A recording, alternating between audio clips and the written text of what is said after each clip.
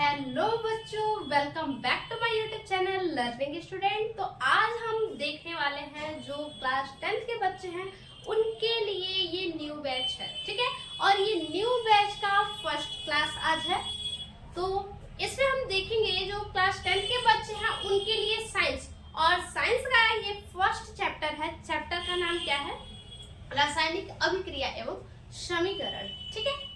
रासायनिक अभिक्रिया एवं समीकरण, केमिकल रिएक्शन एंड इक्वेशन।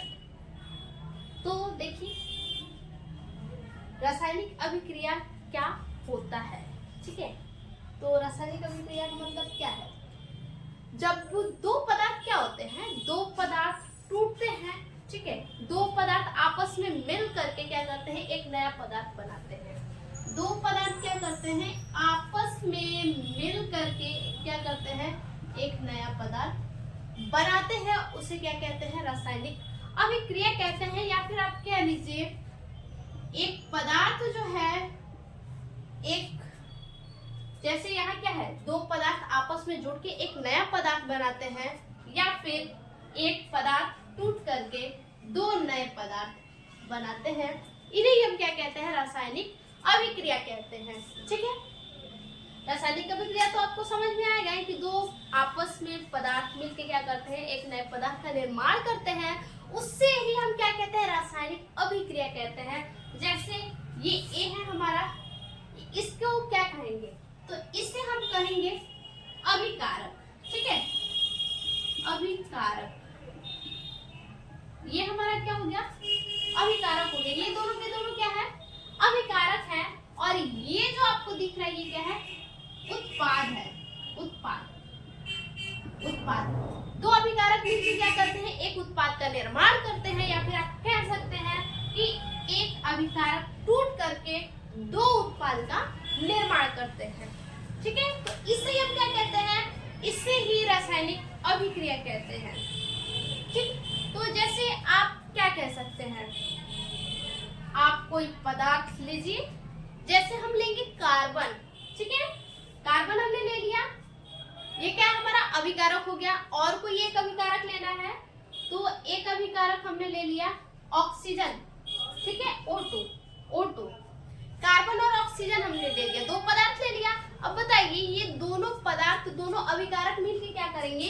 एक नए पदार्थ का निर्माण करेंगे, जिसका क्या नाम होगा? CO2, कार्बन डाइऑक्साइड, जो कि गैस है ये, ठीक है। ये कार्बन है और ये ऑक्सीजन गैस है। ये दोनों अभिकारक क्या होंगे? आपस में मिलेंगे तो यहाँ पे कार्बन डाइऑक्साइड गैस का निर्माण होगा। ये क्या है? रासायनिक अभिक्रिया है। तो रासायनिक अभिक्रिया आई हो आप लोग को समझ में आ गया होगा। इसके बाद एक और एग्जांपल क्या हो सकता है? H2O, H2O, H plus O। अब बताइए दो क्या है? अभिकारक है, किसका निर्माण करेगा? उत्पाद का निर्माण करेगा। H2O जल का निर्माण करेगा। दो अभिकारक हैं, एक तो हाइड्रोजन है और दूसरा क्या है? ऑक्सीजन गैस है। तो हाइड्रोजन और ऑक्सीजन मिलकर क्या करेंगे? हाइड्रोजन और ऑक्सीजन मिलकर जल का निर्माण करेंगे। इतना तो समझ में आ गया। अब इसके आगे हम देखेंगे नोट्स। देखते हैं। संपूर्ण ब्रह्मांड ऊर्जा तथा द्रव से मिलकर बना है, ठीक है। ये जो ब्रह्मांड है ये किससे मिलकर के बना है? तो ब्रह्मांड ऊर्जा और द्रव से मिलकर के बना है, ठीक है। द्रव तथा ऊर्जा अंतरा परिवर्तित होते रहते हैं, यानी जो द्रव होते हैं और जो ऊर्जा होती है ये क्या होती है? ब्रह्मांड में हमेशा परावर्तित होते रहते हैं, यानी चेंज होते रहते हैं। ब्रह्मांड के स्थायित्व, ये परिवर्तन ही ब्रह्मांड के स्थायित्व का आधार है। और ये जो ब्रह्मांड में परिवर्तन होता है ऊर्जा का और किसका? ऊर्जा का और द्रव का। ये जो ब्रह्मांड में ऊर्जा और द्रव का क्या होता है? परावर्तन होता है। तो ये परिवर्तन ब्रह्मांड के स्थायित्व का आधार है, ठीक है। ये परिवर्तन ही क्या है? तो ब्रह्मांड का जो स्थायित्व है उसका ये आधार है। द्रव का ऊर्जा में परिवर्तन आइंस्टाइन समीकरण mc² के अनुरूप होता है। द्रव का ऊर्जा में जो है, द्रव का ऊर्जा में परिवर्तन आइंस्टीन समीकरण के द्वारा ही होता है। ठीक है, जो आइंस्टीन समीकरण है उसके अनुरूप ही होता है। तो देखिए, द्रव में होने वाले परिवर्तन दो प्रकार का होता है। द्रव में परिवर्तन दो प्रकार के होते हैं। कौन कौन से होते हैं? एक तो भौतिक परिवर्तन होता है, ये जो आपको दिख रहा है, और दूसरा क्या होता है? तो दूसरा जो होता है वो आपका रासायनिक परिवर्तन होता है। देखिए, भौतिक परिवर्तन होता क्या है उसको हम समझते हैं। पदार्थ में होने वाले वे परिवर्तन, देखिए जैसे कोई आप क्या ले लीजिए, पदार्थ ले लीजिए, जैसे क्या लेंगे, बर्फ ले सकते हैं ना, बर्फ ले लीजिएगा और उसको क्या कीजिएगा, बर्फ को आप एक जगह रख दीजिएगा। बर्फ को आप एक जगह रख दीजिएगा, फिर कुछ देर बाद आप देखेंगे वो गलने लगेगा। क्या होगा? गलने लगेगा। उसके साइज में क्या होगी? चेंजिंग होने लगेगी। साइज क्या होगा? चेंज होने लगेगा, परावर्तित होने लगेगा। ठीक है, चेंज में साइज में क्या होगा? चेंजिंग होगी। और क्या होगा? वो भाप के रूप में भी निकलेगा। एक तो गलेगा भी और भाप के रूप में भी वो निकलेगा। तो ये क्या है? भौतिक परिवर्तन है। जाहिर सी बात है, भौतिक परिवर्तन ही है।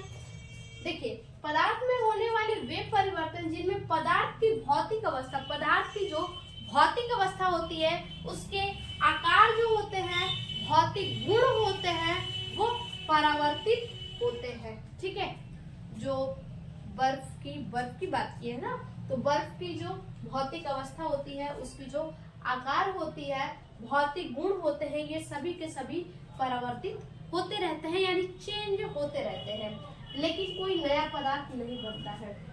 देखिए, चेंज तो होंगे, वो उसका जो बर्फ का जो कंडीशन रहेगा वो तो चेंज होता रहेगा, लेकिन ऐसा कुछ नहीं है कि दो पदार्थ मिलके एक पदार्थ नहीं। यहाँ केवल बर्फ है तो बर्फ से क्या बनेगा? पानी ही बनेगा। तो यहाँ कोई भी नया पदार्थ बनने नहीं बनेगा, बनने की कोई चांसेस ही नहीं है। ठीक है, क्योंकि यहाँ आपसे कह रहा है कि लेकिन कोई नया पदार्थ नहीं बनता है, भौतिक परिवर्तन कहलाता है। भौतिक परिवर्तन का मतलब है कि किसी भी पदार्थ में, बच्चा, किसी भी पदार्थ में क्या होता है, ऐसे कोई पदार्थ जो कि जिसके आकार में वृद्धि होगी, घनत्व में भी होगी, कम या वृद्धि घनत्व में भी होगी। ठीक है, लेकिन उससे जो है एक नया पदार्थ बिल्कुल भी नहीं बनेगा, उसी को हम कहते हैं भौतिक परिवर्तन। ठीक है, अब जैसे उदाहरण के लिए जल का बर्फ में परिवर्तन।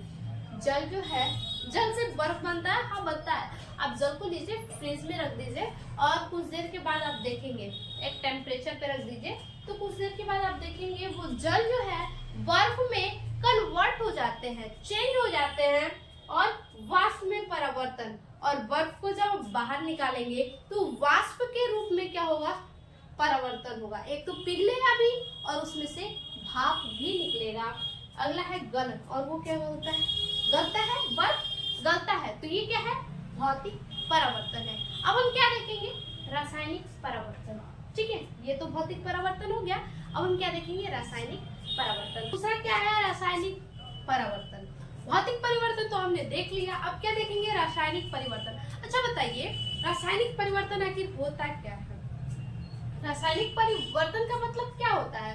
तो देखिए, रासायनिक परिवर्तन का मतलब होता है, जैसे कोई पदार्थ है, ठीक है, यहाँ क्या कह रहा है? पदार्थ में होने वाले वे परिवर्तन जिनमें पदार्थ के अणुओं का रासायनिक गुण, रासायनिक संगठन व द्रव्यमान परावर्तित होकर एक या एक से अधिक नए पदार्थ बनाते हैं। यानी कहने का मतलब है कि पदार्थ में होने वाले वे परिवर्तन, रासायनिक जो पदार्थ होते हैं उनमें होने वाले वे परिवर्तन, ऐसे परिवर्तन जिनमें पदार्थ के अणुओं का रासायनिक संगठन व द्रव्यमान। पदार्थ में क्या होगा? रासायनिक संगठन और द्रव्यमान, ये दोनों क्या होते हैं? परावर्तित होते हैं। और ये दोनों द्रव्यमान और संगठन पदार्थ में परावर्तित होकर, यानी चेंज होकर एक या एक से अधिक, एक या एक से अधिक, दो तीन जितना कह दीजिए, एक या एक से अधिक नए पदार्थ बनाते हैं। अब नए पदार्थ कैसे बनाते हैं? नए पदार्थ जब बनाते हैं तो उसी को क्या कहते हैं? रासायनिक परिवर्तन कहते हैं। जैसे आप लकड़ी ले लीजिए, ठीक है, लकड़ी को क्या करेंगे? लकड़ी को जला दीजिए। अब जलाने के बाद क्या प्राप्त होगा आपको? राख प्राप्त होगा। एक नया पदार्थ प्राप्त हुआ आपको, राख प्राप्त हुआ लकड़ी से, वो क्या है? रासायनिक परिवर्तन है। यानी लकड़ी को हमने किसको जलाया? लकड़ी को जलाया, लेकिन हमें प्राप्त क्या हुआ? राख प्राप्त हुआ। ठीक है। उसी प्रकार से क्या है? दहन। दहन है, किसी भी चीज में क्या करेंगे हम?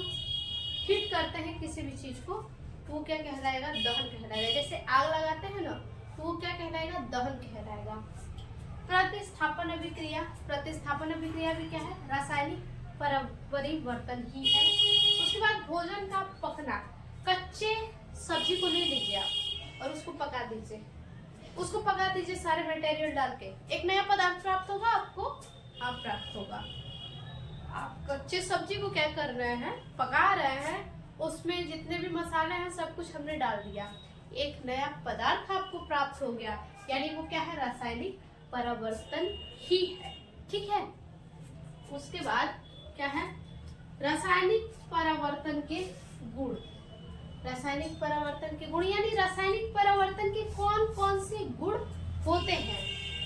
देखिए, रासायनिक परिवर्तन को आप ऐसे भी कह सकते हैं। हमने यहाँ क्या देखा कि पदार्थ में होने वाले वे परिवर्तन जिनमें पदार्थ के अणु, जो पदार्थ के अणु होते हैं, उनके रासायनिक संगठन और द्रव्यमान क्या होते हैं? परिवर्तित होकर नए पदार्थ बनाते हैं। या फिर आप ये भी कह सकते हैं कि कोई पदार्थ अपने अस्तित्व को खोकर एक नया पदार्थ देता है, उसे भी रासायनिक परिवर्तन कहते हैं। आप कह सकते हैं कि कोई पदार्थ जो है अपने अस्तित्व को खो करके एक नया पदार्थ देता है, उसे ही रासायनिक परिवर्तन कहते हैं। जैसे लकड़ी हमने बताया, लकड़ी को आप जला दिए तो राख प्राप्त हुआ, तो क्या है? लकड़ी का अस्तित्व वहां पे खत्म हो गया। लकड़ी खुद को जला तो लकड़ी क्या हुआ? जल गया, यानी उसका अस्तित्व खत्म हो गया और वो एक नया पदार्थ दिया है जिसे हम राख कहते हैं। देखिए, गुण कौन कौन से हैं? परिवर्तन के गुण कौन कौन से हैं? रासायनिक परिवर्तन, स्थायी परिवर्तन होते हैं। जी हाँ, रासायनिक परिवर्तन जो होते हैं वो स्थायी परिवर्तन होते हैं। जैसे हमने दूध लिया, दूध में क्या करेंगे? थोड़ा सा दही डाल दिया। अब जब थोड़ा सा दही उसमें डालेंगे और उसको रख दिया जाए तो कुछ देर के बाद वो क्या बन जाएगा? रात भर उसको रख दीजिए तो वो क्या बन जाएगा? अगले दिन देखेंगे तो वो दही बन जाएगा। ये भी क्या है? रासायनिक अभिक्रिया है। दूध हमने लिया, थोड़ा सा दही उसमें डाला और अगले दिन देखा तो वो पूरा का पूरा दूध क्या हो गया? दही बन गया। ये क्या है? रासायनिक परिवर्तन है।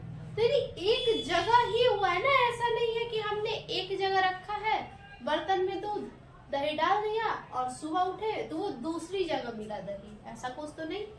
तो इसलिए यहाँ पे कह रहा है कि रासायनिक परिवर्तन क्या है? स्थायी परिवर्तन है, यानी एक जगह ये परिवर्तन होता है। रासायनिक अभिक्रिया होने पर, जो रासायनिक अभिक्रियाएं होती हैं, जो रिएक्शन होते हैं, वो अभिक्रिया होने पर अभिकारक के रासायनिक बंध टूटते हैं। जो अभिकारक होते हैं, अभिकारक यानी देखिए हमने क्या बोला कि अभिकारक के रासायनिक बंध टूटते हैं। C+O2 लिया जाए तो ये क्या बनेंगे? CO2 बनेंगे। CO2 बनेंगे तो ये क्या है? अभिकारक है और ये क्या है? उत्पाद है। और यहाँ क्या कह रहा है कि अभिक्रिया होने पर अभिकारक के रासायनिक बंध टूटते हैं, यानी ये रासायनिक बंध क्या हुए? टूट करके एक नए पदार्थ बना लिए। उसके बाद तीसरा क्या है? पदार्थ के रासायनिक गुण परावर्तित हो जाते हैं। जो पदार्थ के जो रासायनिक गुण होते हैं वो परावर्तित हो जाते हैं, बदल जाते हैं, एक्सचेंज हो जाते हैं, तथा नए पदार्थ के गुण मूल पदार्थ से भिन्न होते हैं। यानी जो नए पदार्थ के गुण होते हैं मूल पदार्थ से भिन्न होते हैं। जो नए पदार्थ बन रहे हैं वो पुराने पदार्थ से क्या होते हैं? बिल्कुल अलग होते हैं। यानी हमने यहाँ पे ऑक्सीजन लिया और क्या लिया? कार्बन लिया, तो ये क्या है? पुराने पदार्थ है। और इससे जो ये क्या है? मूल पदार्थ है। इससे जो पदार्थ बन रहे हैं वो क्या है? कार्बन डाइऑक्साइड, यानी इससे बिल्कुल भी भिन्न है। नया पदार्थ क्या है? मूल पदार्थ से बिल्कुल भी भिन्न है। तो इसीलिए क्या है कि नए पदार्थ के गुण जो है मूल पदार्थ से भिन्न होते हैं। आगे है बच्चा रासायनिक अभिक्रिया। ठीक है, अब हमारा मेन मुद्दा, टॉपिक मेन क्या गया? रासायनिक अभिक्रिया। रासायनिक अभिक्रिया कहते किसे हैं? तो देखिए, जब दो या दो से अधिक पदार्थ, ठीक है, दो या दो से अधिक पदार्थ आपस में मिल करके क्या करते हैं, दो या दो से अधिक नए पदार्थ का निर्माण करते हैं, उसे ही हम क्या कहते हैं, रासायनिक अभिक्रिया कहते हैं। देखिए, जब एक या एक से अधिक पदार्थ, दो नहीं एक, ठीक है, जब एक या एक से अधिक पदार्थ के परमाणु, ठीक है, एक या एक से अधिक पदार्थ, एक पदार्थ ले लीजिए या फिर दो पदार्थ ले लीजिए, ठीक है, पदार्थ के जो परमाणु होते हैं वो मिलकर एक या एक से अधिक नए पदार्थ का निर्माण करते हैं, ठीक है।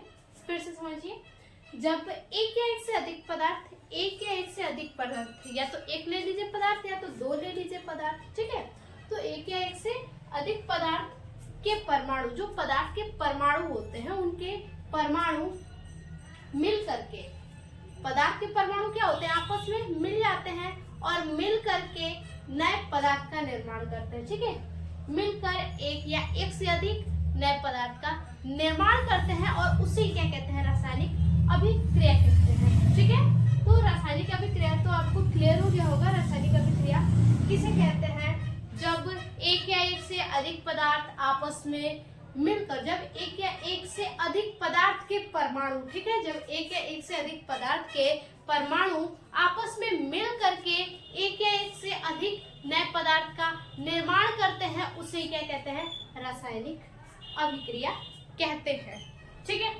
अब उसके आगे देखिए, रासायनिक अभिक्रिया कहते हैं तो कौन कौन से पदार्थ ले सकते हैं हम, तो एक तो हम ले लेंगे कार्बन, ठीक है, कार्बन हम ले लेंगे और दूसरा क्या लेंगे, O2 लेंगे, ठीक है, ये हो गया कार्बन, कार्बन और ये ऑक्सीजन, ऑक्सीजन, ठीक है, कार्बन और ऑक्सीजन, ये दोनों आपस में मिलेंगे तो एक नया पदार्थ बनेगा जिसे CO2 यानी कार्बन डाइऑक्साइड कहेंगे, कार्बन डाई ऑक्साइड,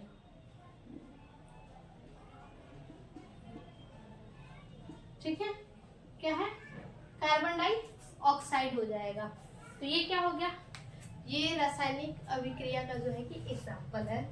उसके बाद देखिए, ये जो कार्बन और ऑक्सीजन है ये है क्या, आखिर में कार्बन और ऑक्सीजन तो है लेकिन ये अभिकारक है, इसे क्या कहेंगे, अभिकारक कहेंगे, और जो नया पदार्थ बना है उसे हम क्या कहेंगे, उत्पाद कहेंगे। जो दो पदार्थ आपस में मिलेंगे उसे हम अभिकारक कहते हैं और जो नया पदार्थ बनता है उसे हम उत्पाद कहते हैं।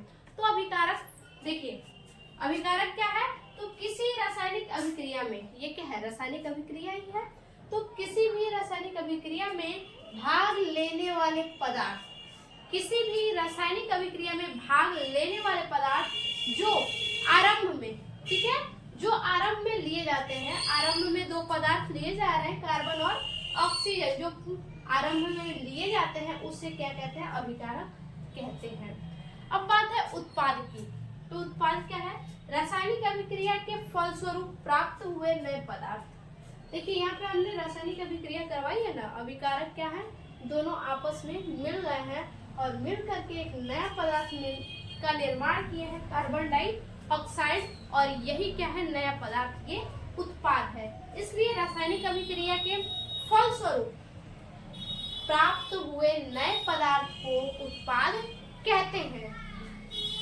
आगे है उत्प्रेरक। उत्प्रेरक क्या होता है, देखिए उत्प्रेरक का कार्य रासायनिक अभिक्रिया की गति को तीव्र या मंद करना है। जैसे भड़का देना, किसी को अचानक से किसी को भड़का देना, वो क्या होता है, उत्प्रेरक का कार्य करता है। जैसे दो लोग आपस में बात करते हैं, कोई तीसरा के कुछ क्या हाँ में हाँ किसी के मिलाता है, जब दो लोग आपस में बहस करते हैं तो तीसरा क्या करता है, आकर के आप भड़का देता है, वहां पे किसी के हाँ में हाँ मिलाने लगेगा, चुगलखोरी करने लगेगा, तो उससे क्या कहते हैं, वो क्या करता है, तो वो उत्प्रेरक का कार्य वहां पे करता है, भड़काने का कार्य वहां पे करता है, ठीक है। तो यहाँ पे भी वही बात है, उत्प्रेरक का मतलब क्या करना, तेज या धीम गति को करना। उत्प्रेरक का कार्य रासायनिक अभिक्रिया की गति को तीव्र या मंद करना है। तो हमने क्या देखा, रासायनिक अभिक्रिया, इसके अंतर्गत अभिकारक, उत्पाद और उत्प्रेरक। अब हम देखेंगे रासायनिक अभिक्रिया के अंतर्गत जितने भी अभिक्रियाएं आते हैं उन सभी अभिक्रियाओं को देखेंगे कि रासायनिक अभिक्रिया के कितने प्रकार हैं, कि रासायनिक समीकरण होता क्या है। इसके आगे जितनी भी हम अभिक्रियाएं देखेंगे, ठीक है, जितने भी अभिक्रियाएं देखेंगे उन सभी में आपको एक दो रासायनिक समीकरण जरूर मिलेगा, ठीक है। तो पहले समझते हैं रासायनिक समीकरण होता क्या है। देखिए, किसी रासायनिक अभिक्रिया को, किसी भी रासायनिक अभिक्रिया को उसमें भाग लेने वाले तत्वों, जैसे हमने तत्व ले लिया A प्लस B, ठीक है, तत्वों तथा रासायनिक पदार्थ यानी यौगिक जो होते हैं, को सूत्र संकेतों द्वारा, देखिए संकेत के द्वारा, ये A है प्लस B है, ठीक है, संकेत है प्लस का, तो A प्लस B ये संकेत है, एरो, और A भी बन रहा है, ठीक है। तो इधर वाले जो दोनों हैं ये क्या कहलाएंगे, अभिकारक कहलाएंगे, ये अभिकारक कहलाएंगे दोनों के दोनों। लेकिन जो दूसरे साइड बनेगा नया तत्व, तो उसे उत्पाद कहेंगे, क्या कहेंगे, उत्पाद कहेंगे। और यही क्या है, रासायनिक समीकरण है, ठीक है, ये क्या है, सूत्र है, रासायनिक समीकरण है। किसी रासायनिक अभिक्रिया को उसमें भाग लेने वाले तत्वों तथा रासायनिक पदार्थों, या तो तत्व इसे कह लीजिए, और क्या प्राप्त हो रहा है हमें, एक नया तत्व, नया यौगिक प्राप्त हो रहा है, को सूत्र संकेतों द्वारा, ये क्या है, ये सूत्र ही है, एक प्रकार से संकेत है, प्रदर्शित करने को रासायनिक समीकरण कहते हैं। सूत्र संकेतों के द्वारा प्रदर्शित करना ही क्या है, रासायनिक समीकरण कहलाता है, ठीक है। तो अब इतना तो आपको समझ में आ गया कि रासायनिक समीकरण होता क्या है। अब इसके आगे हम देखेंगे रासायनिक अभिक्रिया। देखिए बच्चा, आगे क्या है, रासायनिक अभिक्रिया, ठीक है।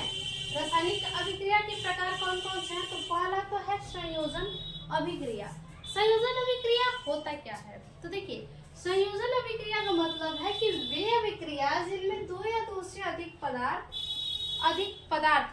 यानी क्या होंगे, अभिकारक वो होंगे, पदार्थ यानी अभिकारक होंगे, दो या दो से अधिक पदार्थ, अभिकारक की बात हो रही है।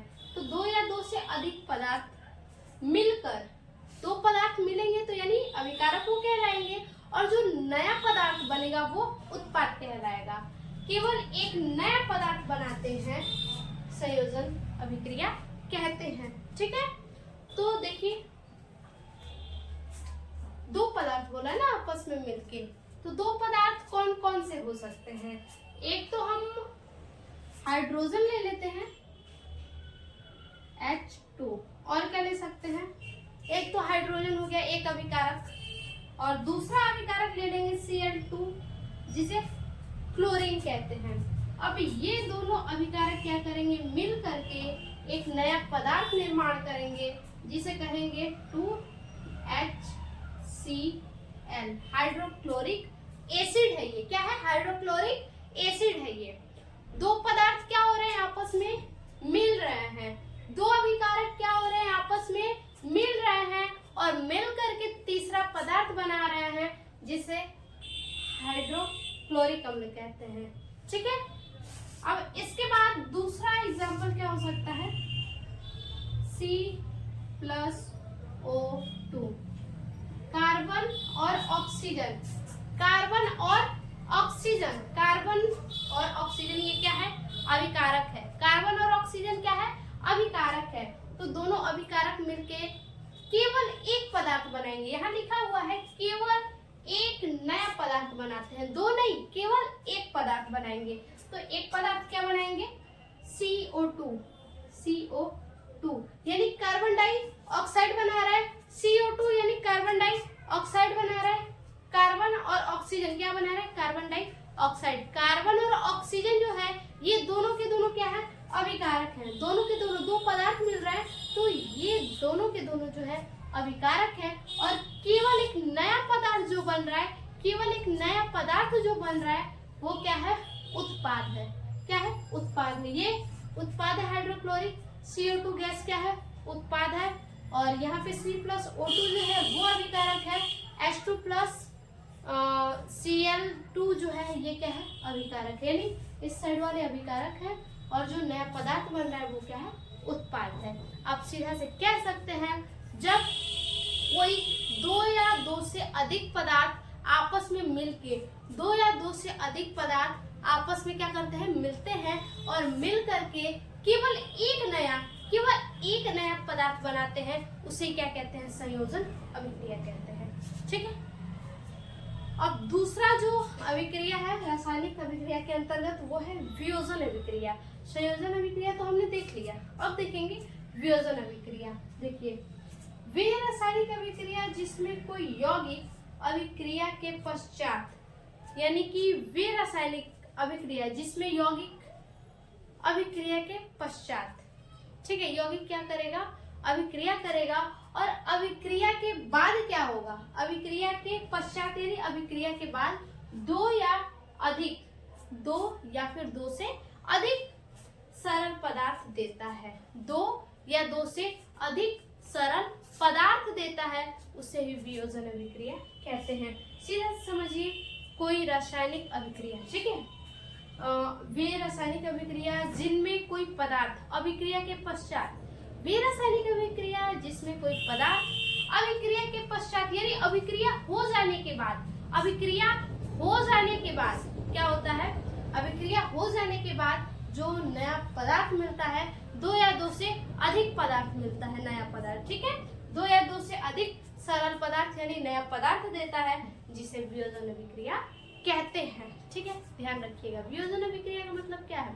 संयोजन अभिक्रिया हमने देखा कि दो या दो से अधिक पदार्थ क्या करते हैं, आपस में मिलकर एक नया पदार्थ, केवल एक नया पदार्थ बनाते हैं। लेकिन वही वियोजन अभिक्रिया की बात करते हैं तो वियोजन अभिक्रिया क्या है, वे रासायनिक अभिक्रिया जिसमें कोई यौगिक अभिक्रिया के पश्चात दो या दो से अधिक, जिसमें कोई यौगिक क्या करता है, अभिक्रिया करने के बाद जब रिएक्शन हो जाता है, दोनों में आपस में रिएक्शन हो जाता है, तो अभिक्रिया होने के बाद दो या दो से अधिक, दो या फिर दो से अधिक नया पदार्थ मिलेगा। कितने, दो या दो से अधिक नए पदार्थ बनते हैं, तो उसे हम वियोजन अभिक्रिया कहते हैं। संयोजन में है कि दो पदार्थ मिलकर एक पदार्थ का निर्माण कर रहे हैं, लेकिन वियोजन में दो या दो से अधिक पदार्थ भी मिल सकते हैं, एक पदार्थ भी हो सकता है, एक पदार्थ टूट के दो नए पदार्थ भी दे सकते हैं, या फिर दो पदार्थ मिलकर एक नए पदार्थ भी दे सकते हैं, या फिर एक पदार्थ टूटकर दो नए पदार्थ भी दे सकते हैं। ठीक है, तो उसे हम क्या कहते हैं, वियोजन अभिक्रिया कहते हैं। तो देखिए, वियोजन अभिक्रिया के तीन प्रकार होते हैं। ठीक है, वियोजन अभिक्रिया के तीन प्रकार होते हैं। अब हम उन तीनों प्रकार को देखेंगे।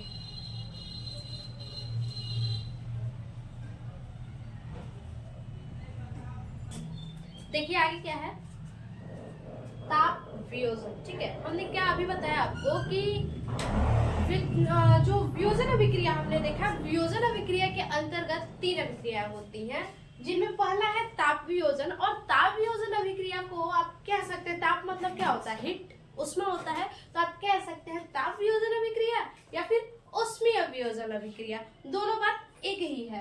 तो ताप वियोजन अभिक्रिया होता क्या है, वे अभिक्रिया जिनमें किसी पदार्थ को गर्म करने पर अपघटित हो जाता है, जिनमें किसी पदार्थ को गर्म करने पर, यानी किसी भी पदार्थ को हम हीट करते हैं, वो क्या होता है, गर्म करने पर वो अपघटित हो जाता है।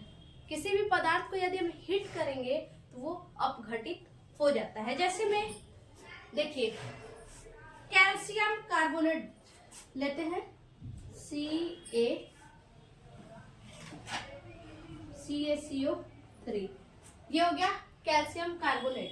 अब इसको क्या किया जाए, हीट किया जाए, इसको उष्मा दिया जाए,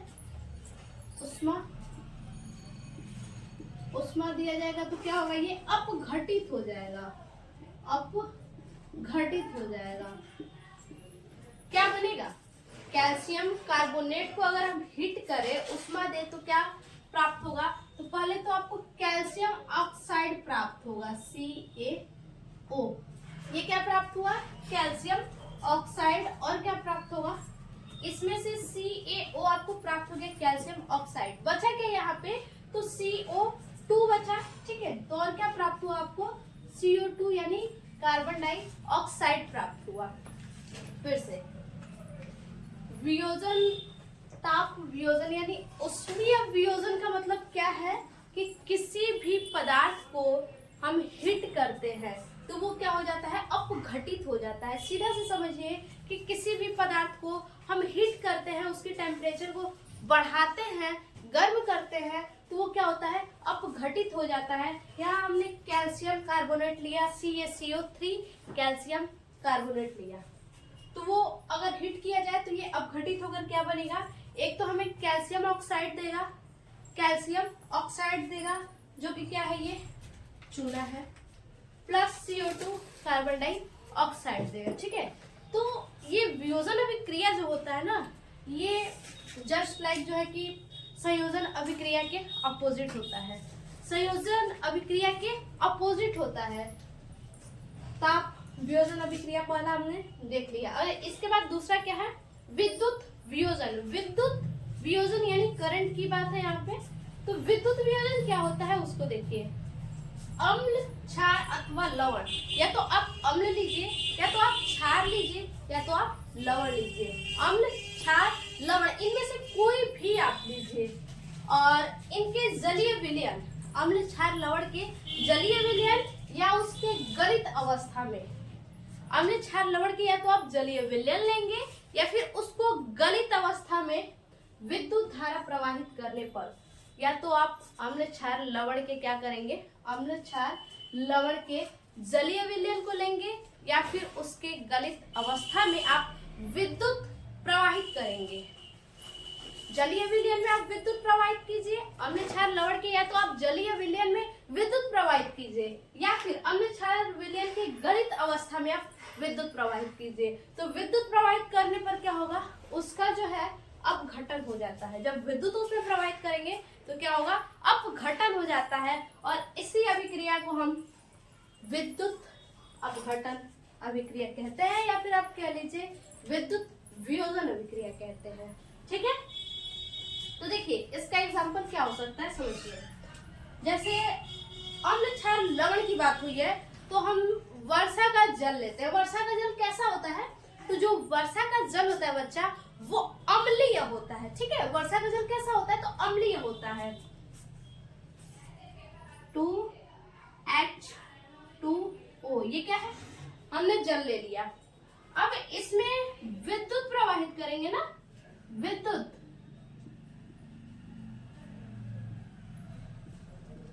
प्रवाहित करेंगे और विद्युत प्रवाहित करेंगे तो क्या होगा, इसका अपघटित होगा। ये क्या होगा, विद्युत प्रवाहित करने पे ये अपघटित होगा और जब अपघटित होगा तो क्या हमें देगा, तो एक तो 2H2 हाइड्रोजन अलग हो जाएंगे, 2H2 हाइड्रोजन तो अलग हो जाएंगे और दूसरे नंबर पे क्या है, ऑक्सीजन O2, ये भी क्या होंगे, अलग हो जाएंगे, ठीक है।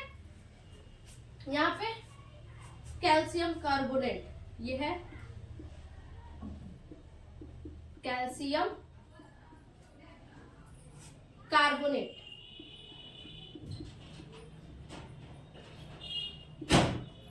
ये है कैल्शियम कार्बोनेट, ठीक है।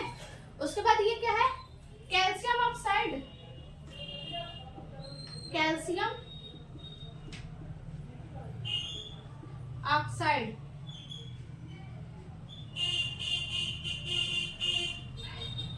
और ये कार्बन डाइऑक्साइड, कार्बन डाइऑक्साइड,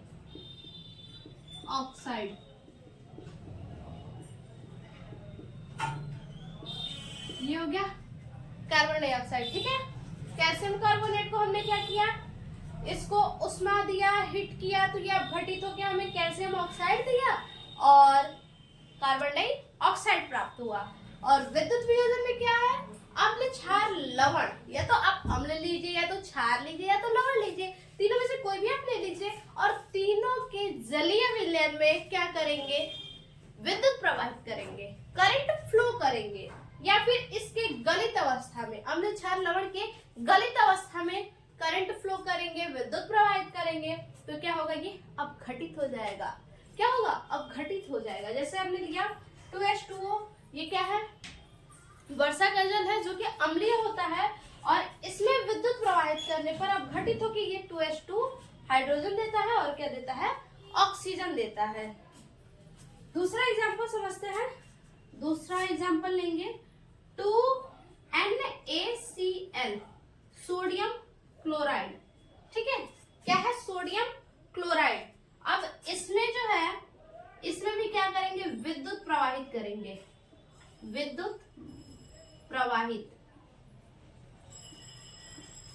अब इसमें जब विद्युत प्रवाहित करेंगे तो ये भी क्या होगा, अब घटित होगा। हाँ, अब घटित होगा, तो ये क्या देगा, अब घटित होके, अब ये अब घटित होके क्या देगा, तो सोडियम क्लोराइड है ना, तो यहाँ पे देखिए 2Na, ये सोडियम क्या होगा, अलग हो जाएगा, और यहाँ पे क्लोरीन जो है Cl2, ये अलग हो जाएगा। दोनों क्या हो जाएंगे, अब घटित होने के बाद दोनों जो है अलग अलग हो जाएंगे।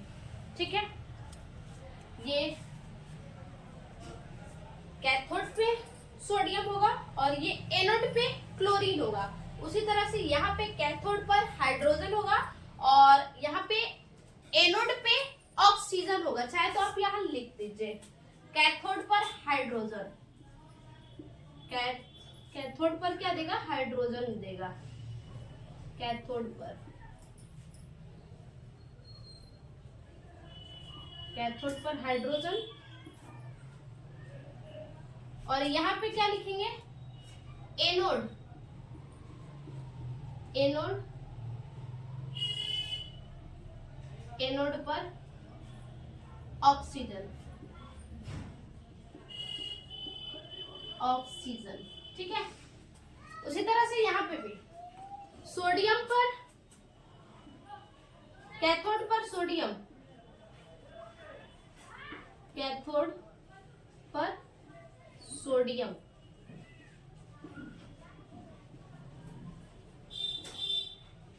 और यहाँ क्या होगा, एनोड पर क्लोरीन, एनोड, एनोड पर क्लोरीन। आई होप जितना हमने आपको समझाया होगा वो आपको समझ में आया होगा। ठीक है, तो ये दो तो हमने देख लिया, ताप वियोजन जिसे उष्मीय वियोजन कहते हैं, और दूसरा है विद्युत वियोजन। सी नंबर क्या है, प्रकाश वियोजन। प्रकाश वियोजन होता क्या है, देखिए कुछ अभिक्रियाएं, कुछ रासायनिक अभिक्रिया ऐसी होती हैं जो सूर्य के प्रकाश के द्वारा होती हैं। ठीक है, कुछ रासायनिक अभिक्रियाएं ऐसी होती हैं जो सूर्य के प्रकाश के द्वारा होती हैं। तो देखिए सी नंबर है प्रकाश वियोजन। तो जिन रासायनिक अभिक्रिया में प्रकाश ऊर्जा का अवशोषण होता है, जिन अभिक्रिया में क्या होता है, जो प्रकाश की ऊर्जा होती है उस ऊर्जा का क्या होता है, अवशोषण होता है, प्रकाश रासायनिक अभिक्रिया कहलाती है। वो प्रकाश क्या कहलाती है, रासायनिक अभिक्रिया। जिन प्रकाश के ऊर्जा का अवशोषण होता है, जिन प्रकाश की ऊर्जा का अवशोषण होता है, उसे क्या कहते हैं, उसे प्रकाश वियोजन अभिक्रिया कहते हैं। ठीक है, रासायनिक अभिक्रिया में सूर्य का प्रकाश या बल्ब का प्रकाश हो सकता है, या तो सूर्य का प्रकाश हो जाए, सूर्य का प्रकाश, जो सूर्य का प्रकाश होता है उसकी ऊर्जा का क्या होता है, अवशोषण होता है, और बल्ब की बात करते हैं तो जो बल्ब का प्रकाश होता है उसकी ऊर्जा का अवशोषण होता है। ठीक है, इसे हम क्या कहते हैं, प्रकाश वियोजन अभिक्रिया कहते हैं। जैसे में देखिए, जैसे 6CO2, ये क्या है, कार्बन डाइऑक्साइड है, और इसमें हम मिला देते हैं क्या चीज, इसमें मिला देंगे H2O, मिलाएंगे 6H2O, ये हो गया। अब बताइए ये सूर्य के प्रकाश में क्या बनाएगा, सूर्य के प्रकाश, सूर्य का प्रकाश, सूर्य के प्रकाश में ये क्या बनाएगा, तो सूर्य के प्रकाश में पर्णहरित बनाता है, पर्णहरित बनाता है। ठीक है, कार्बन डाइऑक्साइड और जल, इन दोनों को, प्रकाश की उपस्थिति में ये दोनों मिल करके, सूर्य के प्रकाश के उपस्थिति में ये दोनों जो है वर्णहरित बनाते हैं। जैसे क्या यहाँ बनेगा, तो यहाँ पे बनेगा C6H12O6 बन जाएगा। कार्बन 6 है, यहाँ से हमने 6 कार्बन ले लिया, हाइड्रोजन 12 है, तो 6 दूनी 12, 12 हमने बच्चा यहाँ हाइड्रोजन ले लिया।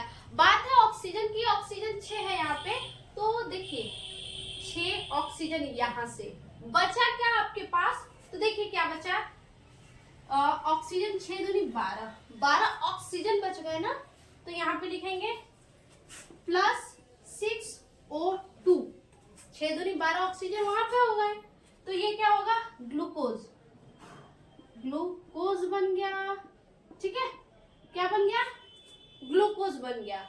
यानी आप कह सकते हैं कि सूर्य के प्रकाश की उपस्थिति में कार्बन डाइऑक्साइड और जल, ठीक है, इन दोनों क्या करते हैं, आपस में अभिक्रिया करके क्या करते हैं, कार्बोहाइड्रेट बनाते हैं, जिसे ग्लूकोज कहते हैं। क्या कहते हैं, ग्लूकोज कहते हैं। ठीक है, अब इसके बाद दूसरा एग्जाम्पल देखते हैं क्या हो सकता है। तो दूसरा एग्जाम्पल जो होगा वो 2AgCl। ठीक है, अब ये जो है सूर्य के प्रकाश में, इसको भी क्या किया जाए, सूर्य का प्रकाश दिया जाए, सूर्य का प्रकाश, ये क्या होगा, सूर्य का प्रकाश इसे दिया जाए तो ये क्या होगा, तो ये जो है यहां से, तो ये सूर्य के प्रकाश में AgCl जो है, ये सूर्य के प्रकाश में क्या करता है, सूर्य का प्रकाश देने पे धातु में परिवर्तन हो जाता है। ये जो Ag, ये जो धातु है इसमें परिवर्तन हो जाता है, ये जो है ग्रे कलर का होता है, ग्रे कलर का होता है। ठीक है, ये AgCl किस कलर का होता है, तो ये जो है सफेद कलर का होता है, ये सफेद कलर का होता है।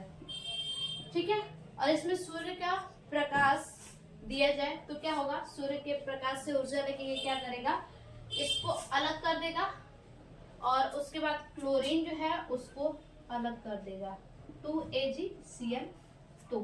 ठीक है, तो ये जो Ag है ये ग्रे कलर का हो जाता है, जब सूर्य का प्रकाश पड़ता है तो अलग हो जाता है, तो ये जो है सिल्वर धातु है। ठीक है, Ag क्या है, सिल्वर धातु है, ये अलग होता है तो ये ग्रे कलर का हो जाता है, लेकिन क्लोरीन के साथ अभिक्रिया करता है तो ये सफेद रहता है। सूर्य के प्रकाश में आएगा तो ये धातु क्या होगा, अलग हो जाएगा और ग्रे कलर का होता है। और ये जो AgCl आपको दिख रहा है, ये किस काम में आता है,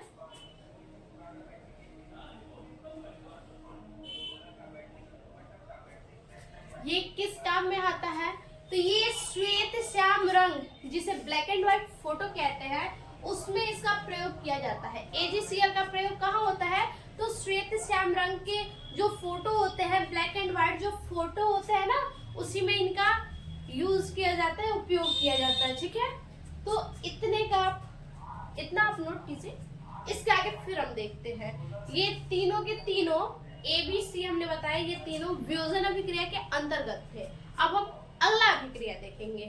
एक तो हमने देख लिया संयोजन अभिक्रिया, दूसरा हमने देखा वियोजन अभिक्रिया, और तीसरा नंबर ये क्या है, विस्थापन अभिक्रिया। ठीक है, तो विस्थापन अभिक्रिया होता क्या है, देखिए, जिन अभिक्रिया में अधिक क्रियाशील वाले तत्व, जिन अभिक्रिया में जो अधिक क्रियाशील वाले तत्व होते हैं, वो कम अभिक्रियाशील वाले तत्व को उनके यौगिक के जलीय विलयन से विस्थापन कर देता है।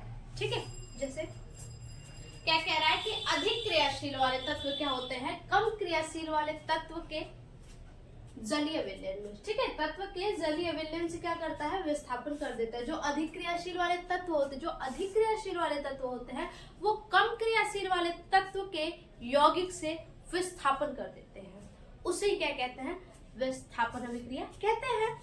जैसे देखिए, धातुओं की क्रियाशीलता का घटता हुआ क्रम। ठीक है, सबसे ज्यादा क्रियाशील कौन है, पोटेशियम है, सोडियम है, फिर कैल्शियम है, मैग्नीशियम है, एल्यूमिनियम, Zn यानी जिंक है, Fe आयरन है, हाइड्रोजन, Cu, Ag यानी चांदी और फिर Au गोल्ड है, ठीक है। तो ये क्या है, अधिक क्रियाशील से कम क्रियाशील की ओर क्या हो रहा है, बढ़ रहे हैं, क्योंकि यहाँ लिखा गया है कि धातुओं की क्रियाशीलता का घटता हुआ क्रम, यानी बड़ा से छोटा क्रम है ये, अधिक क्रियाशील से कम क्रियाशील की तरफ ये धातु गए है, ठीक है। तो देखिए जैसे जिंक, ठीक है, जिंक हो गया, जिंक की अभिक्रिया किससे करवाई जाए, तो कॉपर सल्फेट से, CuSO4 कॉपर सल्फेट से करवाई जाएगी। और ये जो कॉपर सल्फेट होता है ना, ये नीले रंग का होता है। जिंक की अभिक्रिया कॉपर सल्फेट से कराई जाए, देखिए ये जो जिंक है इसकी क्रियाशीलता थोड़ी सी ज्यादा है और यहाँ कॉपर की क्रियाशीलता क्या है, थोड़ी कम है। तो अधिक क्रियाशील वाले तत्व के यौगिक कम क्रियाशील वाले तत्व के यौगिक को क्या करते हैं, विस्थापित कर देते हैं। तो अधिक क्रियाशील वाला यौगिक है और कम क्रियाशील वाला तत्व के यौगिक है, तो क्या करेगा, ये विस्थापित कर देगा। किसको विस्थापित करेगा, तो कम क्रियाशील वाले तत्व के यौगिक को विस्थापित करेगा। तो ये नीले रंग का होता है, ठीक है, कॉपर सल्फेट नीला रंग का होता है। और ये जो है जिंक सल्फेट यहाँ बना लेगा, ZnSO4, ये जिंक सल्फेट बना लिया। और ये जो जिंक सल्फेट है बच्चा, ये रंगहीन होता है, ठीक है, ये कैसा होता है, रंगहीन होता है, रंगहीन होता है कॉपर सल्फेट। और क्या बचा, तो क्या बचा, यहाँ पे कॉपर बचा। और कॉपर जो है, कॉपर लाल भूरे रंग का होता है। आप लोग कॉपर देखे होंगे, ठीक है, कहते हैं ना कि कॉपर के जग में जो है, कॉपर के जग में पानी पीनी चाहिए, या बोतल में, कॉपर के बर्तन में पानी पीनी चाहिए। आप रात को कॉपर के बर्तन में पानी रख दीजिए और सुबह में कॉपर नहीं तांबे में, ठीक है, कॉपर नहीं तांबे में। यहाँ क्या है, ZnSO4, ये किस टाइप का है, तो ये रंगहीन है। और यहाँ पे कॉपर अलग हो गया है तो लाल भूरे रंग का है, ठीक। अब यहाँ पे देखिए, ये तो हो गया, समझ में आ गया। अब इसके बाद यदि जिंक की जगह पे हम ले लेते हैं आयरन को, Fe, आयरन को ले लेते हैं, Fe, आयरन को ले लेते हैं और यहाँ CuSO4 ऐसे ही रखते हैं, कॉपर सल्फेट। अब इसका अभिक्रिया करवाएंगे तो ये जो है क्या बनेगा, यहाँ आयरन सल्फेट बनेगा, FeSO4, क्या बनेगा, आयरन सल्फेट बनेगा, जो कि हल्का हरा होता है, ठीक है, कैसा होता है, ये हल्का हरे रंग का होता है। और यहाँ पे जो है कॉपर अलग हो जाएगा, कॉपर अलग हो जाएगा, ये क्या, लाल भूरे रंग का होता है, ठीक है। याद रखिएगा, विस्थापन अभिक्रिया का मतलब क्या है, बहुत ज्यादा कुछ नहीं, अधिक क्रियाशील वाले तत्व के यौगिक कम क्रियाशील वाले तत्व के यौगिक को विस्थापित कर देते हैं, उसे ही हम कहते हैं विस्थापन अभिक्रिया, ठीक है। इस क्रम को यदि आप याद रखते हैं तो आप इसके आगे कर लीजिएगा। तो इस तत्व को आप जरूर से याद रखिएगा, क्रियाशीलता का घटता हुआ क्रम। देखिए विस्थापन अभिक्रिया तो आपने देख लिया। अब द्विविस्थापन अभिक्रिया वे रासायनिक अभिक्रिया जिसमें यौगिक के दो आयनों का परस्पर विनिमय हो जाता है, यानी देखिए दो क्या होंगे, आयन होंगे। जैसे कि एग्जाम्पल देखते हैं, बोला है कि दो आयनों का परस्पर विनिमय हो जाता है। जैसे हमने ले लिया यहाँ पे सिल्वर नाइट्रेट AgNO3, ये ले लिया सिल्वर नाइट्रेट, और एक हम क्या ले लेंगे, तो सोडियम क्लोराइड ले लेंगे, सोडियम क्लोराइड। अब देखिए यहाँ बोला है कि वे रासायनिक अभिक्रिया जिनमें यौगिक के दो आयन का परस्पर विनिमय होता है, यौगिक के दो आयन का क्या होगा, परस्पर विनिमय होता है। तो देखिए इधर क्या है, दो यौगिक है और इनका क्या होगा, इनके आयनों का विनिमय होगा। तो यहाँ से सिल्वर और यहाँ से क्लोरीन, ठीक है, यहाँ पे क्या हो जाएगा, सिल्वर क्लोराइड AgCN, ये क्या हो गया, सिल्वर क्लोराइड हो गया। और यहाँ पे सोडियम नाइट्रेट यहाँ हो जाएगा, sodium nitrate NaNO3, sodium nitrate हो गया। तो अब यहाँ पे जो है बोला है कि दो यौगिक हमने ले लिया, दोनों के आयनों का क्या किया, विनिमय किया, विनिमय हो जाता है तथा नए यौगिक बनते हैं, दो नए यौगिक बने हैं। ठीक है, कितने, दो नए यौगिक बने हैं। दो आयनों का क्या हो रहा है, दो यौगिकों के आयनों का आदान प्रदान होगा, दो यौगिकों के आयनों का विनिमय होगा। विनिमय होने के बाद क्या होता है, हमें दो नए यौगिक प्राप्त होते हैं। बोला है तथा नए यौगिक बनते हैं। नए यौगिक दो बने हैं, एक तो सिल्वर क्लोराइड है और दूसरा क्या है, सोडियम नाइट्रेट है। ठीक है, तो यानी सीधा समझिए कि द्विविस्थापन का क्या मतलब है। द्विविस्थापन का सीधा से मतलब है कि दो यौगिक होंगे और दो यौगिक के आयनों का विनिमय होता है और विनिमय होने के पश्चात नए यौगिक प्राप्त होते हैं। उसे ही हम क्या कहते हैं, द्विविस्थापन अभिक्रिया कहते हैं। ठीक है, इतना तो आपको क्लियर हो गया द्विविस्थापन क्या है। दो यौगिक लिया, दोनों यौगिक के आयनों का विनिमय हुआ और उनसे जो है नए यौगिक प्राप्त हुए, यही क्या है, विस्थापन अभिक्रिया है और कुछ भी नहीं है। अवक्षेपण अभिक्रिया क्या होता है, अवक्षेपण अभिक्रिया वे रासायनिक अभिक्रिया जिनके फलस्वरूप कोई अवक्षेप उत्पन्न होता है। मतलब ऐसी रासायनिक अभिक्रिया होगी जिसके फलस्वरूप क्या प्राप्त होगा, तो नए अवक्षेप उत्पन्न होते हैं। कोई अवक्षेप उत्पन्न होते हैं रासायनिक अभिक्रिया के फलस्वरूप, उसे ही अवक्षेपण अभिक्रिया कहते हैं। जैसे देखिए, हमने लिया बेरियम क्लोराइड BaCN2, और क्या लेंगे, तो और ले लेंगे H2SO4। ठीक है, अब इसको क्या करेंगे, अभिक्रिया कराएंगे। वे रासायनिक अभिक्रिया जिसके फलस्वरूप, अब इनका क्या करेंगे, इनका भी विनिमय होगा आपस में, तो क्या प्राप्त होगा हमें, तो यहाँ से बेरियम सल्फेट बनेगा BaSO4, ये क्या बन गया, यहाँ से हमने बेरियम लिया और यहाँ से सल्फेट लिया, BaSO4 हो गया। अब यहाँ से क्लोरीन लेंगे, यहाँ से हाइड्रोजन लेंगे, तो देखिए क्लोरीन भी अभी यहाँ पे 2 है और हाइड्रोजन में भी 2 है, तो यहाँ पे हम लिख सकते हैं 2HCl। H यहाँ से हो गया और Cl यहाँ से हो गया। यानी कि सीधा से समझिए कि अवक्षेपण अभिक्रिया क्या होता है, वे रासायनिक अभिक्रिया जिनके फलस्वरूप अवक्षेप उत्पन्न होते हैं। क्या होते हैं, अवक्षेप उत्पन्न होते हैं, उसी को अवक्षेपण अभिक्रिया कहते हैं। यहाँ पे क्या है, बेरियम क्लोराइड हमने लिया, हाइड्रोजन सल्फेट लिया, तो क्या प्राप्त हुआ, बेरियम सल्फेट प्राप्त हुआ और यहाँ पे हाइड्रोक्लोरिक एसिड प्राप्त हुआ। ठीक है, अब इसके आगे देखते हैं।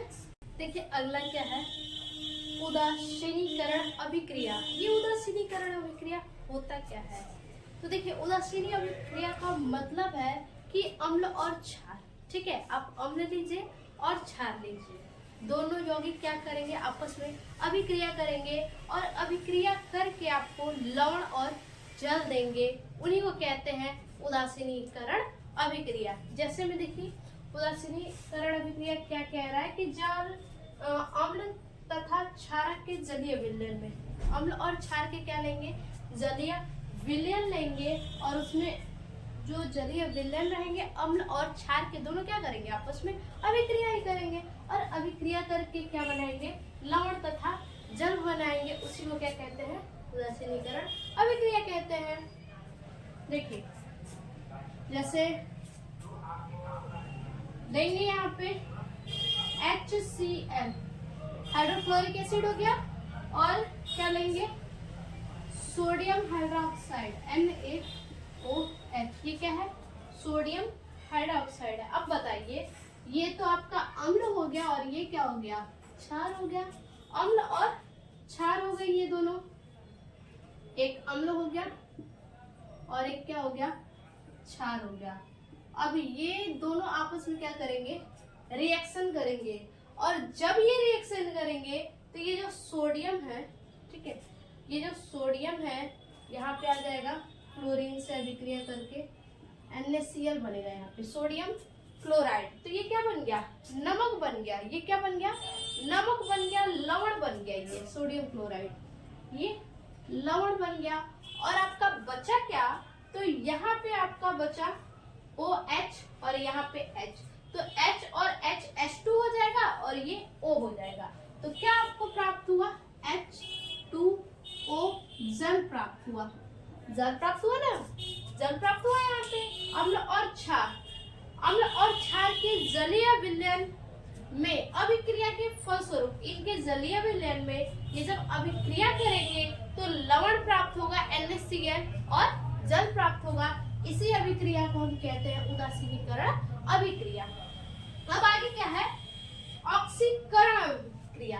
ऑक्सीकरण अभिक्रिया क्या होता है, वह प्रक्रिया जिसमें कोई पदार्थ इलेक्ट्रॉन होता है। देखिए, वह प्रक्रिया जिसमें कोई पदार्थ क्या करता है, इलेक्ट्रॉन को खो देता है, यानी इलेक्ट्रॉन को क्या करता है, ये खो देता है, या फिर ऑक्सीजन को प्राप्त करता है। ऑक्सीजन क्या हो जाएगा, जुड़ जाएगा, ठीक है। या तो इलेक्ट्रॉन को खो दे और ऑक्सीजन क्या करे, प्राप्त कर ले, इसे क्या कहेंगे, ऑक्सीकरण अभिक्रिया कहेंगे। और बात करते हैं अपचयन अभिक्रिया की। अपचयन अभिक्रिया क्या है, तो वह प्रक्रिया जिसमें कोई पदार्थ इलेक्ट्रॉन ग्रहण करता है। ये जो इलेक्ट्रॉन है इसको क्या करेगा, ये ग्रहण करेगा, और ऑक्सीजन होता है, ऑक्सीजन क्या करेगा, ये खो देगा, ठीक है। तो इन्हें क्या कहते हैं, इन्हें क्या कहते हैं, जो ऑक्सीकरण और अपचयन अभिक्रिया है, ये दोनों साथ में होते हैं। ये दोनों अभिक्रियाएं साथ में होती है, और जब साथ में होती है तो इन्हें हम कहते हैं रेडॉक्स अभिक्रिया। ऑक्सीकरण और अपचयन ये दोनों मिलकर क्या कहलाते हैं, रेडॉक्स अभिक्रिया कहलाते हैं। अब जरा देखते हैं कि ये दोनों कैसे साथ में होते हैं। तो लेंगे जिंक ऑक्साइड, ठीक है, ZnO, हमने ले लिया जिंक ऑक्साइड, और क्या लेंगे, कार्बन लेंगे। ध्यान दीजिएगा, जिंक ऑक्साइड हमने ले लिया और कार्बन लिया। तो देखिए यहाँ से जिंक ऑक्साइड है तो ऑक्सीजन यहाँ से हट जाएगा, बस जिंक बचेगा, ठीक है। तो जब जिंक बचेगा तो यहाँ क्या हुआ, ऑक्सीजन हट जाएगा जिंक से, तो यहाँ क्या हुआ, ऑक्सीजन खो दिया जिंक ना, बोला है कि ऑक्सीजन खोता है, तो ये क्या कहलाएगा, अपचयन। ये अपचयन कहलाएगा, अपचयन, ठीक है। और ये तो अपचयन हो गया, और ये ऑक्सीजन क्या हो रहा है, यहाँ पे जुड़ रहा है। अब C है तो C से क्या होगा, O जुड़ जाएगा, तो CO हो जाएगा। जब O जुड़ रहा है तो यह क्या है, ऑक्सीजन प्राप्त होता है, यानी O जुड़ता है, ऑक्सीजन प्राप्त होता है, तो इसे ऑक्सीकरण कहते हैं। क्या कहते हैं, ऑक्सीकरण, इसे कहेंगे ऑक्सीकरण, ऑक्सीकरण कहते हैं, ठीक है। दोनों क्या हुआ है, साथ में हुआ है, तो इन्हें अब क्या कहेंगे, इन दोनों को मिला के हम कहते हैं रेडॉक्स रिएक्शन कहते हैं। रेडॉक्स रिएक्शन कहते हैं जिसमें क्या होता है कि एक यौगिक ऑक्सीजन को त्यागता है और दूसरा यौगिक ऑक्सीजन को क्या करता है, ग्रहण करता है। तो इसी को हम कहते हैं रेडॉक्स रिएक्शन, रेडॉक्स अभिक्रिया, ठीक है। तो ये तो क्लियर हो गया। उदासीनीकरण अभिक्रिया क्या है, अम्ल और क्षार दोनों आपस में अभिक्रिया करेंगे, अभिक्रिया के फलस्वरूप लवण प्राप्त होगा और जल प्राप्त होगा, उसे उदासीनीकरण अभिक्रिया कहते हैं। आगे है ऊष्माक्षेपी अभिक्रिया, ठीक है। तो ऊष्माक्षेपी अभिक्रिया क्या होता है, वे रासायनिक अभिक्रिया जिनमें ऊष्मा मुक्त होती है। ऊष्मा क्या होती है, मुक्त होती है, बिल्कुल पूरी तरह से स्वतंत्र होती है। अभिक्रिया मिश्रण का ताप बढ़ जाता है, ऊष्माक्षेपी अभिक्रिया कहलाता है, ठीक है। क्या कह रहा है कि अभिक्रिया का जो ताप होता है वो बढ़ जाता है, टेम्परेचर क्या होता है, जो हीट टेम्परेचर होता है वो बढ़ जाता है। जैसे हम लिए क्या, कार्बन और ऑक्सीजन, O2। अब देखिए वे रासायनिक अभिक्रिया जिसमें ऊष्मा मुक्त होती है, ऊष्मा क्या होती है, मुक्त होती है, और कार्बन को ऑक्सीजन की उपस्थिति में जलाया जाए तो क्या बनता है, CO2 हमें प्राप्त होता है। कार्बन को ऑक्सीजन की उपस्थिति में जलाया जाए तो CO2 हमें प्राप्त होता है। दूसरा देखा जाए तो मेथेन, मेथेन गैस जो होता है CH4, यदि मेथेन को ऑक्सीजन की उपस्थिति में जलाया जाए, मेथेन को ऑक्सीजन की उपस्थिति में जलाया जाए तो क्या बनेगा, ये हो जाएगा CO2, यहाँ भी बन जाएगा CaO2 यहाँ पे, ठीक है, और यहाँ पे हो जाएगा प्लस 2H2O। देखिए यहाँ पे 2 ऑक्सीजन बच रहा है, 2 दूनी 4 ऑक्सीजन है तो 2 ऑक्सीजन यहाँ और 2 ऑक्सीजन यहाँ हो गया, हाइड्रोजन 4 हाइड्रोजन है तो हाइड्रोजन 4। यानी सीधा से समझिए कि कार्बन को ऑक्सीजन की उपस्थिति में जलाया जाएगा तो कार्बन डाइऑक्साइड प्राप्त होगा। यदि मेथेन गैस को ऑक्सीजन की उपस्थिति में जलाया जाएगा फिर भी हमें कार्बन डाइऑक्साइड प्राप्त होगा और क्या प्राप्त होगा, जल प्राप्त होगा। इसे ही क्या कहते हैं, ऊष्माक्षेपी अभिक्रिया। ऊष्माक्षेपी अभिक्रिया, ऊष्माक्षेपी अभिक्रिया क्या है, तो जिसमें ऊष्मा मुक्त होती है, ठीक है, प्लस ऊष्मा हो जाएगा, ऊष्मा क्या है इसमें, मुक्त है, जिसमें ऊष्मा क्या होती है, मुक्त होती है, और अभिक्रिया मिश्रण का ताप बढ़ जाता है। देखिए मिश्रण का ताप क्या हो गया, बढ़ गया, ठीक है, मिश्रण का ताप क्या हुआ, बढ़ गया, उसे ही ऊष्माक्षेपी अभिक्रिया कहते हैं। बात करते हैं दूसरा है ऊष्माशोषी अभिक्रिया। क्या होता है, ऊष्माशोषी अभिक्रिया जो है जस्ट इसका अपोजिट। देखिए वे अभिक्रिया जिसके फलस्वरूप ऊष्मा अवशोषित होती है, उसमें क्या होती है, देखिए ऊष्माक्षेपी में ऊष्मा मुक्त हो रही है और ऊष्माशोषी में ऊष्मा अवशोषित हो रही है, ठीक है, तो जस्ट अपोजिट है दोनों एक दूसरे के। तो अवशोषित होती है तथा अभिक्रिया मिश्रण का ताप घट जाता है। ताप क्या होता है, घट जाता है। जैसे हम यहाँ लेंगे N2, नाइट्रोजन लेंगे और क्या लेंगे, ऑक्सीजन लेंगे, ठीक है। इसमें क्या बोला है कि ऊष्मा अवशोषित होती है, तो यहाँ क्या ऊष्मा हमने लिया क्योंकि ऊष्मा क्या होती है, अवशोषित होती है। अब ये क्या बनेगा, अभिक्रिया मिश्रण का ताप घट जाता है और जो मिश्रण बनेगा उसका ताप क्या होगा, घट जाएगा। क्या बनेगा मिश्रण, तो बनेगा 2NO, नाइट्रिक ऑक्साइड, ये बन गया, क्या बन गया, नाइट्रिक ऑक्साइड।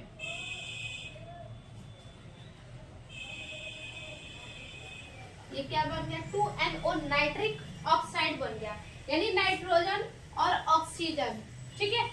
इसमें क्या किया हमने, इस अभिक्रिया के फलस्वरूप ऊष्मा को अवशोषित होता है तो ऊष्मा हमने रख दिया, और ये दोनों जब रिएक्शन करेंगे, अभिक्रिया करेंगे तो नाइट्रिक अम्ल, नाइट्रिक ऑक्साइड हमें प्राप्त होगा, नाइट्रिक 2NO, नाइट्रिक ऑक्साइड प्राप्त होगा, और मिश्रण का ताप घट जाता है। और जब नाइट्रिक ऑक्साइड प्राप्त होगा तो मिश्रण का ताप क्या होगा, घट जाएगा, मिश्रण का ताप क्या होगा, घट जाएगा। ये दोनों जब मिलेंगे तो ऊष्मा यानी कि इसका ताप क्या होगा, बढ़ जाएगा, अवशोषित होगा, और जब अभिक्रिया कर लेंगे तो इनका ताप क्या होगा, घट जाएगा। ये हो गया ऊष्माक्षेपी अभिक्रिया और ऊष्माशोषी अभिक्रिया। आगे है दैनिक जीवन में ऑक्सीकरण अभिक्रिया के प्रभाव। हमारे दैनिक जीवन में ऑक्सीकरण अभिक्रिया के प्रभाव कहाँ कहाँ पे दिखते हैं, ठीक है। एक तो संचारण के माध्यम से। संचारण क्या होता है, जब संचारण के माध्यम से दिखता है तो संचारण क्या होता है समझते हैं। संचारण एक वैद्युत रासायनिक प्रक्रिया है। संचारण क्या है, एक प्रकार का वैद्युत रासायनिक अभिक्रिया है।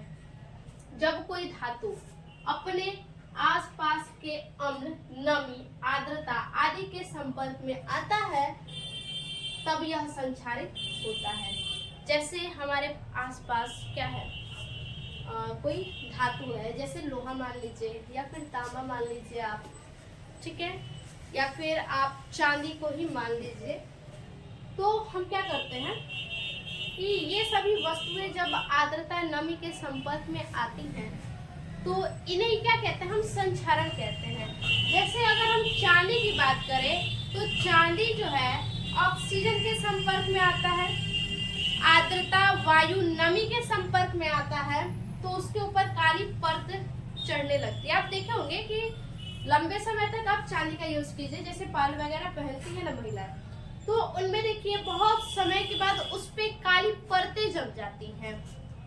तांबे के ऊपर हरी परत, तांबे का जो बर्तन होता है उसमें जिसको आप डेयरी पर डे आप यूज कर रहे हैं तो उसको देखिएगा कुछ समय के बाद उसमें हरे कलर के परत चढ़ जाते हैं और वो जो हरा परत होता है वो खट्टेपन से साफ होता है। ठीक है, कैसे साफ होता है, तो खट्टे से साफ होता है।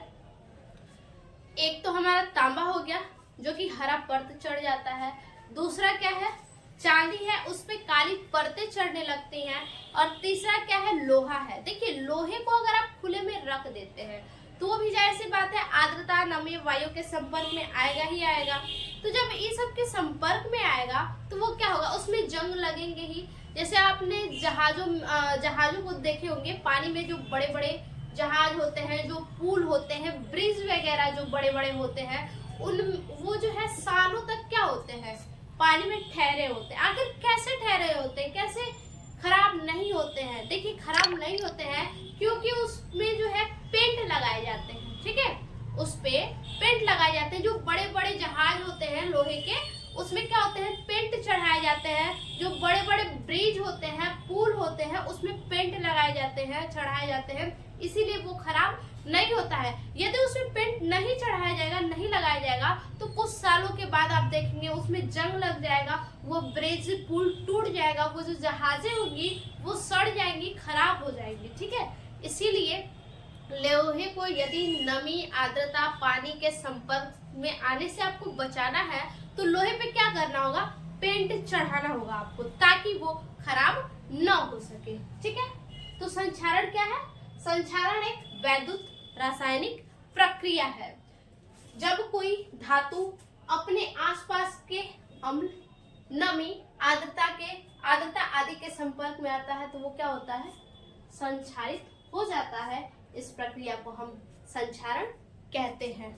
ठीक है, एग्जाम्पल की बात करते हैं। जैसे हमने आयरन लिया, ठीक है, आयरन 4Fe आयरन लिया, और क्या लेंगे, ऑक्सीजन लेंगे 3O2, ये हमने ऑक्सीजन ले लिया, और क्या लेंगे, तो लेंगे जल लेंगे 2H2O। ठीक है, हमने क्या लिया, आयरन लिया, ऑक्सीजन लिया और जल लिया। अब इनका जब रिएक्शन करेंगे, ये जब अभिक्रिया करेंगे तो क्या प्राप्त होगा, यहाँ में प्राप्त होगा 2Fe, यहाँ है 4Fe तो लिखेंगे 2Fe 2O3, यहाँ से O3 हमने ले लिया। ठीक है, क्योंकि यहाँ 2 ऑलरेडी है तो 3 दूनी 6, तो यहाँ भी 6 हो गया ऑक्सीजन। उसके बाद into XH2O, XH2O और 2 जो है यहाँ पे है ऑलरेडी पहले से, तो ये क्या हो गया, ये हमारा बन गया हाइड्रेटेड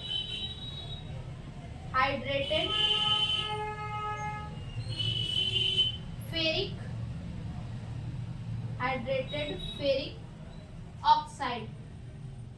ऑक्साइड। ठीक है, हाइड्रेटेड फेरिक ऑक्साइड है, और इसे ही हम जंग लगना कहते हैं, जंग।